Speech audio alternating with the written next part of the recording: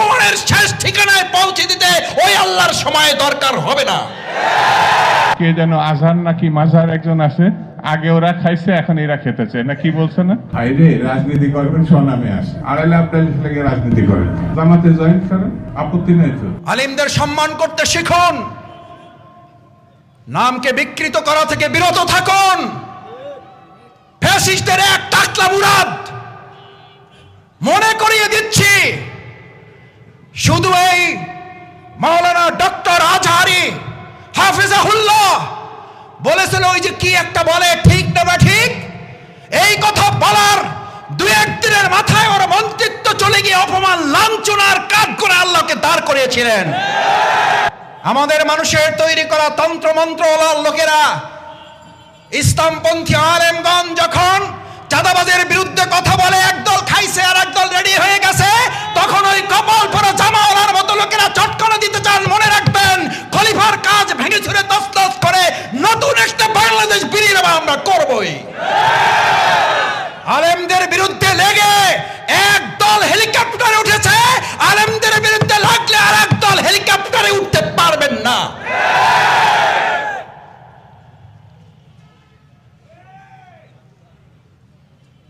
আল্লাহ তাআলা আলেমদেরও দেখেন, জালিমদেরও দেখেন।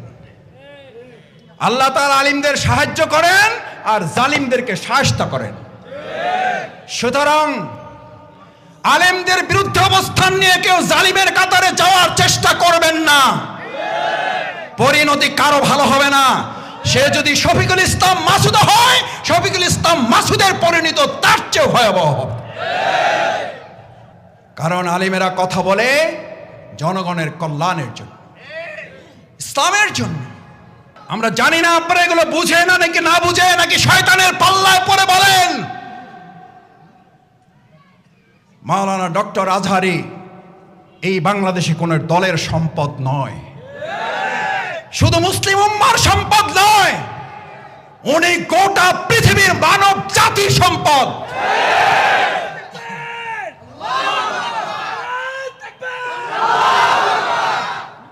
ওনাকে আপনারা বলেন একটা দলে যোগ দিয়ে দেন, আরে ভাই উনি তো একটা দলে আছে, বুঝেন না কেন? উনি তো একটা দলের কথাই বলেছে, সেই দলের নাম হচ্ছে ইসলাম। ইসলামের কথা বললে যদি কারো গায়ে আগুন জ্বলে, তাহলে বুঝতে হবে ওটা মুসলিম নামের কলঙ্ক, ইসলামের দুশমন।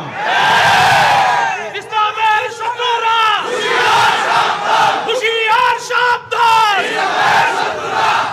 ভাইয়েরা, ইল্লাল্লাযীনা আমানু রাত করতে চায় না, অধৈর্য হয়ে গেছেন? শেষ করে সম্মানিত ভাইয়েরা, ইল্লাল্লাযীনা আমানু, ইমানদারদেরকে এবার আল্লাহ তাআলা বললেন তোকে খলিফার দায়িত্ব দিছি, ওইটা কেটে টুকরা টুকরা করে ওটাকে একটা নতুন জামা বানাই দিতে হবে। আমরা এই বাংলাদেশকে কেটে টুকরো টুকরো করে এটাকে একটা নতুন বাংলাদেশ করে দেব। এটা বাংলাদেশ জামাত ইসলামী করবে না, এটা ইসলাম করবে। ইসলাম পারে না, পারে নাই? জাহিলি মদিনাকে কি মদিনা বানাইছে? আমরাও আওয়ামী জাহিলি মদিনাকে সোনার বাংলা বানাবো। আমাদের আইএমএ জাহিলিয়াকে যে সোনার মদিনা বানিয়েছিল যে ইসলাম, মুহাম্মদ রাসূলুল্লাহ সাল্লাল্লাহু আলাইহি সাল্লাম পৃথিবী থেকে চলে গেলেন। কেউ কেউ মনে করলেন মুহাম্মদ রাসূলুল্লাহ সাল্লাল্লাহু আলাইহি সাল্লাম নাই, ইসলামও আয়াত নাজিল হয়েছে না হয় নাই? হয়েছে না হয় নাই? কি ঘোষণা হয়েছিল? কি ঘোষণা হয়েছিল? ওমা মুহাম্মাদুন ইল্লা রাসূলুন কদ খালাত মিন ক্বাবলিহির রাসূল। এ তো মারা যাবেই, এর আগেও নবী রাসূলগণ মারা গেছেন, উনিও মারা যাবেন। ইসলাম ছিল, ইসলাম থাকবে। মুহাম্মদুর রাসূলুল্লাহ সাল্লাল্লাহু আলাইহি সাল্লাম ছিলেন, আবু জেহেল আবু লাহাব ছিল। এখন মুহাম্মদুর রাসূলুল্লাহ সাল্লাল্লাহু আলাইহি সাল্লামের অনুসারী থাকবে, আবু জাহেল আবু লাহাবের উত্তরসূরিরাও থাকবে। তখন লড়াই চলছে, এখনো লড়াই চলবে।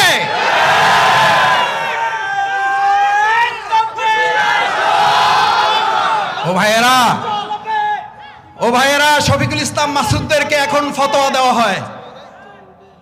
রাসূল সাল্লাল্লাহু আলাইহি সাল্লাম বলেছেন, ফিতনার জমানাটা এরকম, আলেমদের অন্তর থেকে ইলম তুলে নেওয়া হবে না, আলেমদেরকে উঠিয়ে নেওয়া হবে কিয়ামতের আগে। তখন লোকেরা ইত্তাখাযান নাস, মানুষেরা গ্রহণ করবে এলেমবিহীন লোকদেরকে, নেতা হিসেবে মানবে মূর্খদেরকে, এবং শুধু মূর্খদেরকে নেতা হিসেবে গ্রহণ করবে তাই বলা হয় নাই। রাসূল সাল্লাল্লাহু আলাইহি সাল্লাম বললেন, কোনো জ্ঞান নাই, তারাও এখন ফতোয়া দিয়ে দিবে। আমরা উত্তরবঙ্গে এক এলাকার ফতোয়াবাজ দেখেছি, একজন মুফতির আগমন ঘটেছে দেখেছি। আমরা পরিষ্কার বলছি, এটা কিয়ামতের লক্ষণ। আপনি যখন ইসলামের ফতোয়া দেন, ইসলামের কোন জ্ঞানের ধারে কাছে না থেকে, তখন জাতিকে ফাদাল্লু আদাল্লু, তারা নিজেরা বিভ্রান্ত, জাতিকে তারা বিভ্রান্ত করে। রাসূলের বাণী, এটা জামাতের কথা বলছি না, এটা ডক্টর শফিকুর রহমান ভাইয়ের কোন বক্তব্য আপনাকে শোনাচ্ছি না। ফাদাল্লু আদাল্লু, মুসলিম শরীফের হাদিস। ওরা নিজেরা মূর্খ, ওরা নিজেরা বিভ্রান্ত, এবং গোটা জাতিকে তারা কি করতে চাইবে? করতেছে না? রাসূল সাল্লাল্লাহু আলাইহি ওয়াসাল্লাম হাদিস তো ঠিক হওয়ারই কথা নিশ্চয়ই। ফাদাল্লু ওয়া আদাল্লু, ওরা নিজেরা বিভ্রান্ত, ওরা জাতিকে বিভ্রান্ত করবে। আলহামদুলিল্লাহ, আলেমরা সেখানে পথ দেখাচ্ছেন। আর আলেমদের বিরোধিতা করা মানেই হচ্ছে প্রকৃতপক্ষে তারা ইসলামকে বিরোধিতা করছে। ভাইয়েরা, এবার খলিফাদেরকে নির্দেশ দেওয়া হলো, তোমার দায়িত্ব হচ্ছে এই, বিসমিল্লাহির রহমানির রহিম, ومن لم يحكم بما أنزل الله فأولئك هم الفاسقون فأولئك هم الجاهلون فأولئك هم المنافقون فأولئك هم الكافرون। الله এই সব বর্ণনা দিছি আরবি রাওয়ায়াত থেকে। কোত্থেকে জোরে? কোথাকার কথা? কার কথা? ওমান লাম ইয়াহকুম বিমা আনজালাল্লাহ, আল্লাহ যা নাজিল করেছেন, সে যদি নামাজ পড়ে, সে যদি রোজা রাখে, সে যদি তাহাজ্জুদ গুজার হয়, সে যদি দাড়িওয়ালা টুপিওয়ালা হয়, আল্লাহ তাআলা বলছেন ওমান লাম ইয়াহকুম বিমা আনজালাল্লাহ, আমি আল্লাহ যা নাজিল করেছি এটা দিয়ে তারা বিচার ফায়সালা করে না।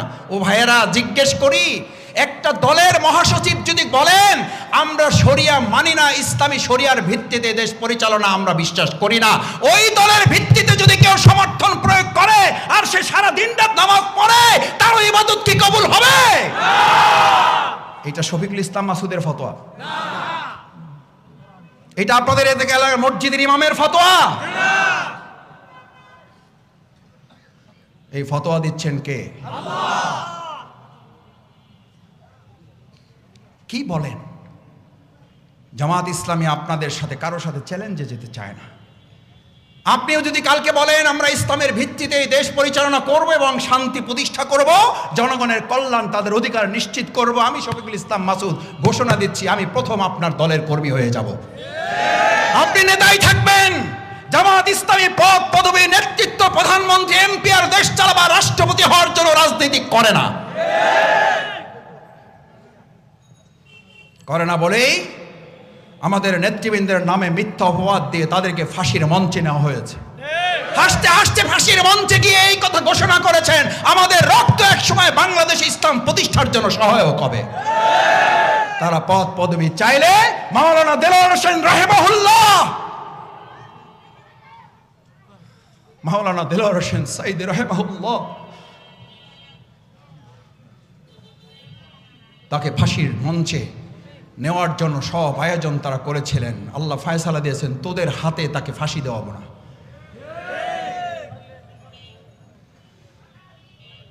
কি অপরাধ ছিল তার? কি বলতেন তিনি? তার কি রায় ছিল, কি ফায়সালা ছিল? তিনি এই খেলাফতের দায়িত্বই পালন করতে চেয়েছিলেন যে আমি কোনো আইন মানি না, আমি শুধু আল্লাহর আইনের ভিত্তিতে সমাজ রাষ্ট্রটা আমি পরিচালনা করতে এই অপরাধে আমাদের নেতৃবৃন্দকে ফাঁসি দিয়েছেন। আমরা দুনিয়ার কোনো শক্তির কাছে মাথা নত করি নাই। যেই জামাত ইসলামী দুনিয়ার কোনো শক্তির কাছে মাথা নত করে নাই, বাংলাদেশের 18 কোটি জনগণ সেই বাংলাদেশের হাতেই এই বাংলাদেশকে নিরাপদ মনে করতে শুরু করেছে।